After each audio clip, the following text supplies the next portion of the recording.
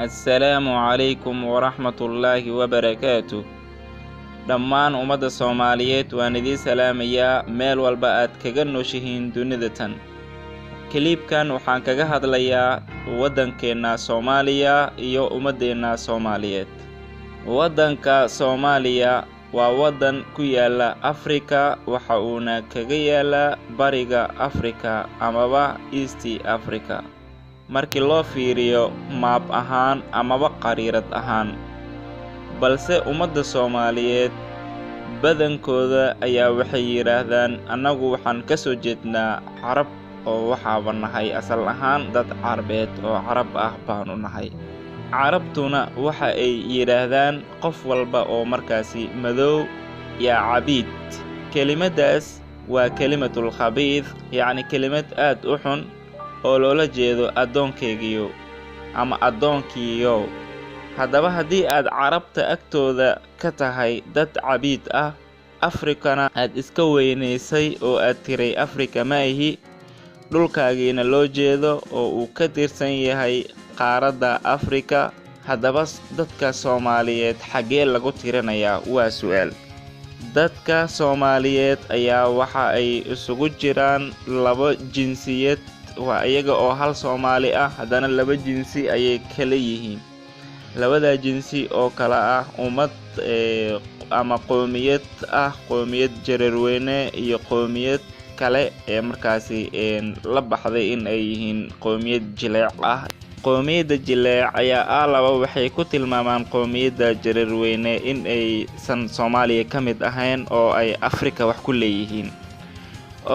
qoomiyaddan Jareerweyne haddii ay Afrika wax ku leeyihiin, Soomaaliyana ka tirsan tahay Afrika kuna taalo bariga Afrika, Soomaaliya sooma ahan dhulkooda rasmiga ah oo ay leeyihiin. Soomaalidan kaleente ee marka la baxday Jileec inay yihiinna sooma ahan Soomaalidii ka timaaday Carabta oo markaasi Caraban nahay oranaysay. marka Soomaali Jileec maadaama ay timuhu u jilicsan yihiin, sankuna u dhuuban yihiin, laakiin kaliya maqaarka ay Afrika kaga eg yihiin oo ay maqaarku u madow yihiin, macnaheeda ayaa waxay noqonaysaa in ay yihiin dadka marka kooytada ku yimaaday dhulka Afrika. halka Soomaali Jareerweyne ee markaasu sanku u kuusan yahay, timahuna u adag yihiin, maqaarkuna u madow yahay, taas oo si rasmi ah u cadeynaysa in ay asal ahaan ka soo jeedaan dad Afrika ah, Afrikanimadana ku faana. haddaba isku dar labada qowmiyadood oo waxaad tiraahdaa ummadda Soomaaliyeed ka soo qabo. ummadda Soomaaliyeed haddii ay yihiin dad Carbeed, maxay Carabta ugu ekaan waayeen jismi ahaan, luuqad ahaan iyo dhaqan ahaan? jismi ahaan markii aan dhahayo dadka Carbeed waa dad cadcad, waa dad timahooda uu aad u jilicsan yahay, waa dad yacni qaabkooda sidaa ah. luuqad ahaan markaan dhahayo dadka Carbeed waxa ay ku hadlaan luuqadda Carabiga. dhaqan ahaan markii aan dhahayana dadka Carbeed dhaqankoodu waa uu ka duwan yahay kan Soomaaliyeed. haddaba Soomaaliya ama ummadda Soomaaliyeed maxay ugu ekaani waayeen sida Carabta oo kale? maxay luuqadooda u qaadan waayeen? maxayna dhaqankooda u yeelan waayeen? haddaba haddii ay Carabtu iyo Soomaaliya farqiga u dhaxeeyo, Soomaaliduna ay ka faanayso inay Afrikanimo sheegtaan, su'aasha faca weyn ee ii saaran miiska ayaa waxay tahay ummadda Soomaaliyeed xaggee ayaan ku tirinaa asal ahaan? waxay ka soo jeedaan dhul Carbeed mase waxay ka soo jeedaan dhul Afrika? haddii ay Carab ka soo jeedaan asal ahaan, waxaan ka rabnaa Soomaalidu inay Carab u ekaadaan. waxa jismi ahaan waxaan ka rabnaa inay dhaqankooda kala yeeshaan, waxaa kaloo ka rabnaa in ay luuqadda Carabta ku hadlaan. haddii ay Afrika ka soo jeedaanna, waxaan ka rabnaa ummadda Soomaaliyeed in ay sida Afrika astaanta rasmiga ah lagu yaqaano ay yeeshaan, ay timahooda u adkaado oo sankoodu oo weynaado, maqaarkoodana uu madownaado. wixii intaa u dhaxeeya waxay noqonaysaa in markaasi jinsiyad kaleente ay jirto. ama jinsiyad kale markaa ay tahay. ummadda Soomaaliyeed waa ummad isku dhaqan, isku diin iyo isku luuqad ah, haddana ma ahan dad ku heshiiya hadalka iyo waxqabadka iyo wax walba ee markaas dadka isku afgaran karaan dad ku heshiiya ma ahan.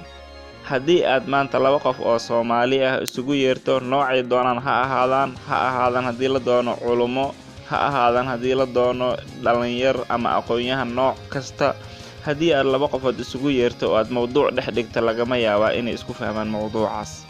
markii aan tusaale u soo qaato wadamada Afrika qayb ka mid ah sida Tanzania, Kenya, Uganda, wadan walba oo saddexda wadan ka mid ah waxa uu leeyahay 50 qabaa'il. haddana 50 qabaa'il waxa ay ku kala hadlaan mid walba luuqad gaar ah. haddana waa dad isfahma ee aanan isdiririn, ee aanan islaynin, ee aanan isdhibaateyn oo nabad ku sugan. haddii aan tusaale kala soo qaato wadanka Rwanda, waa wadan dagaal aan innaba caadi ahayn soo dhex maray iyaga oo isu dagaalaya laba qabiil ee marka la kala yiraahdo Hutu iyo Tutsi. way isbaabeeyeen, baangada ayay isla dhaceen, lugaha iyo gacmaha ayay iska jarjareen iyo madaxa, ilaa heer waxay isgaarsiiyeen jidadkii laamiyadii baabuurta ay mari lahayd in markaasu ay dhiig u daadsanaado oo gacan ay iska xornaato oo lug iska xornaato, baabuurtuna ay kor maraan. waqti xaadirkan la joogana waxa ay haystaan dawladaha Afrika kuwa ugu markaa barwaaqaysan ee ugu amniga fiican. ummadda Soomaaliyeed asal ahaan waxaa lagu yaqaanaa ummad geesiyaal ah ee waxqabad badan ee waxtar leh, laakiin ummadda maanta joogta ma ahan ee waa ummadii horay u tagtay ee lafahoodu dhammaaday. haddaba mawduuca yar ee aan kaga hadlayay ummadda Soomaaliyeed iyo wadankeena Soomaaliyeed waxaan ka soo dhexbaxsanay su'aalo aan rabo in ay shacabka iga jawaabaan ama bulshadeenta Soomaaliyeed. su'aasha koowaad ayaa waxay tahay ummadda Soomaaliyeed asal ahaan xagee ayaan ku tirinaa?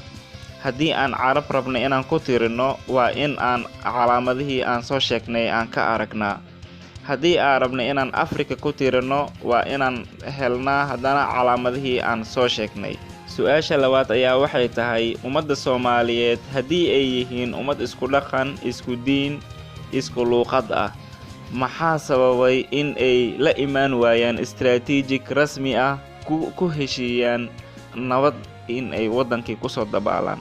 su'aasha saddexaad ayaa waxay tahay ummadda Soomaaliyeed maxaa qoorta u suray qabiil oo kaliya oo u diiday inay qaranka hiigsadaan? mawduuceegiina halka ayaan ku soo afjarayaa. waa saaxiibkiin Injineer Moha Ali. wasalaamu calaykum waraxmatullaahi tacaala wabarakaatuh.